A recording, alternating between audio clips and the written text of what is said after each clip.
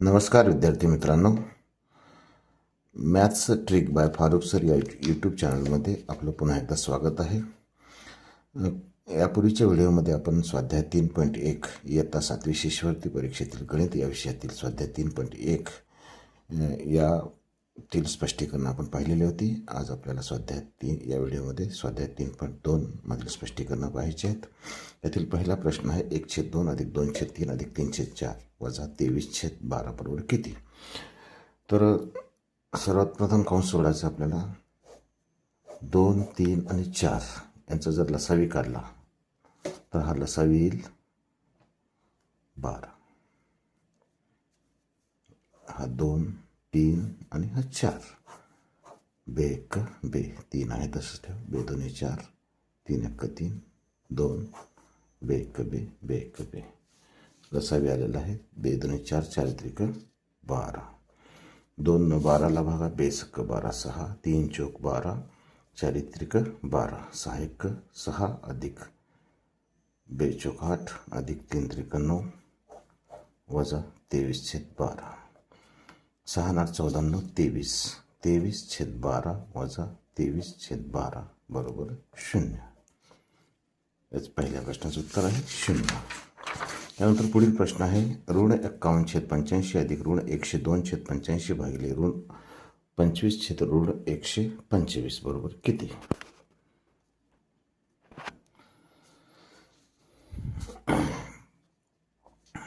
आधी कंस सोडूया आपण. छेद समान आहे. 85 ऋण 51 अधिक वजा वजा 102 कंस बंद भागिले 25 ऋण 125.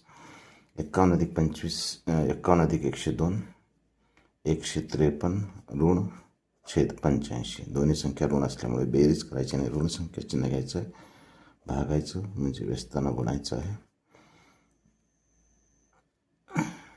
ऋण 125 छेद 25. दोन्ही संख्या ऋणात धन झाल्या. 25 1 25 25 5 125 5 1 5 17 5 85 17 1 17 17 9 153. अशा पद्धतीनेचं संक्षिप्त रूपचं उत्तर येईल 9, जे की पर्याय क्रमांक 3 मध्ये दिलेलं आहे. यानंतर तिसरा प्रश्न आहे 4/7 अधिक वजा 11/7 गुणिले ऋण 7. अधिक कंस सोडूया. छेद समान आहेत. 4 अधिक वजा वजा 11 गुणिले ऋण 7. 4 मधून 11 गेले.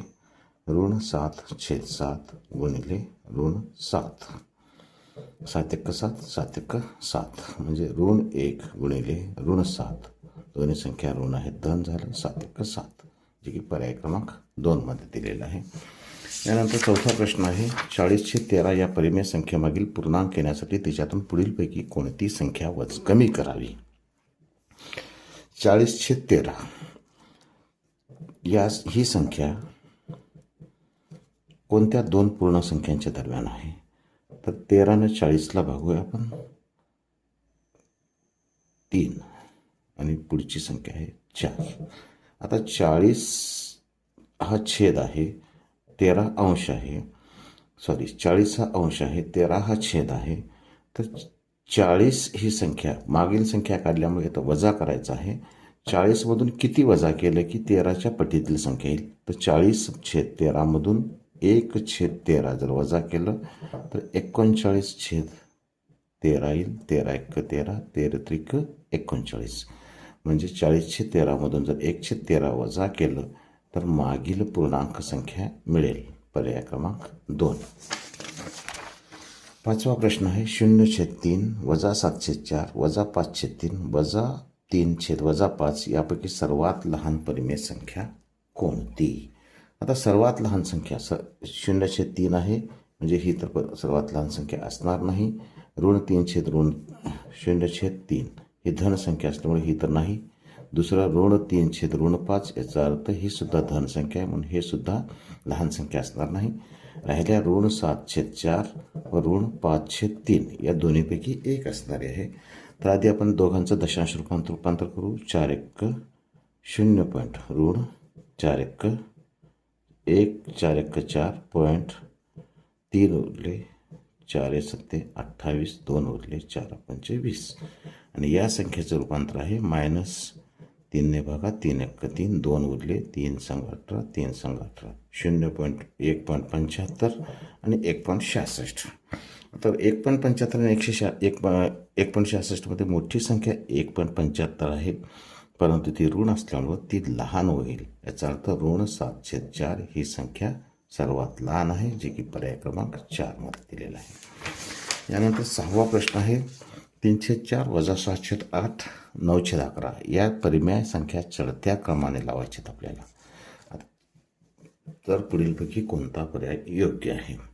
ऋण 7/8 ही तर सगळ्यात लहान संख्या असणार आहे, कारण ती ऋण संख्या 1 मात्र आहे, म्हणजे ही लहान संख्या झाली.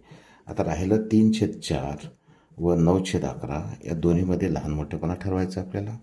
3/4चं 0.75 आलं आणि 9/11चं 0.1188 10, साधारणतः 0.80. म्हणजे 9/11 ही मोठी संख्या आहे, 3/4 ही या दोन्हीमध्ये लहान संख्या आहे. सर्वात लहान झाली वजा 7/8, त्यापेक्षा मोठी झाली 3/4 आणि त्यापेक्षा मोठी झाली 9/11. हा झाला याचा चढता क्रम, जो की पर्याय क्रमांक 3 मध्ये दिलेला आहे. त्यानंतर 7वा प्रश्न आहे 22/3 या परिमेय संख्येच्या लगतचा मोठा पूर्णांक येण्यासाठी त्यात पुढीलपैकी कोणती संख्या मिळवावी? यासाठी काय करायचं आहे? लगतचा मोठा म्हणलं की प्लस येणार आहे, अधिक येणार आहे. 22च्या छेद आहे 3च्या पटीतील अंश येण्यासाठी 22 किती मिळवावे लागेल?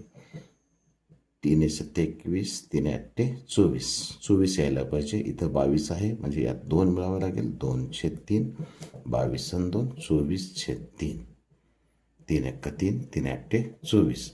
म्हणजेच 22/3 मध्ये 2/3 जर मिळवलं तर आपल्याला 22/3च्या पुढील लगतचा मोठा पूर्णांक मिळणार आहे, पर्याय क्रमांक 1.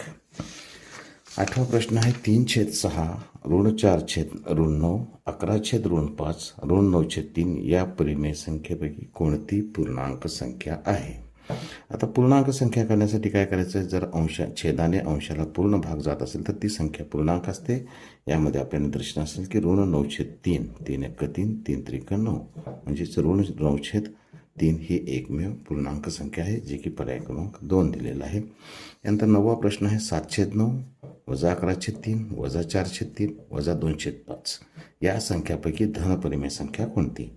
धनपरिमेय संख्या जर अंश आणि छेद ऋण असेल तर दोन्ही धन होतात, आणि ती संख्या धन असते. आणि यामध्ये ऋण 4/13 ही एकमेव संख्या दिलेली आहे, ज्याचे अंश आणि छेद ऋण आहेत. ऋण धन झाले, म्हणजे 4/13 ही धन संख्या असणार आहे, जे की पर्याय क्रमांक 2 मध्ये दिलेलं आहे. अशा पद्धतीने आपण 3.2 मधील उदाहरण आपण समजून घेतलेले आहेत. याबद्दल काही शंका असतील तर आपण निश्चितच मला विचारून माझ्याशी संवाद साधू शकता. असेच नवीन व्हिडिओ पाहण्यासाठी maths trick by Farukh sir या यूट्यूब चॅनलला सबस्क्राईब करा आणि नोटिफिकेशन ऑन करा, म्हणजे पुढे येणारे नवीन व्हिडिओ आपल्याला पाहता येतील. धन्यवाद.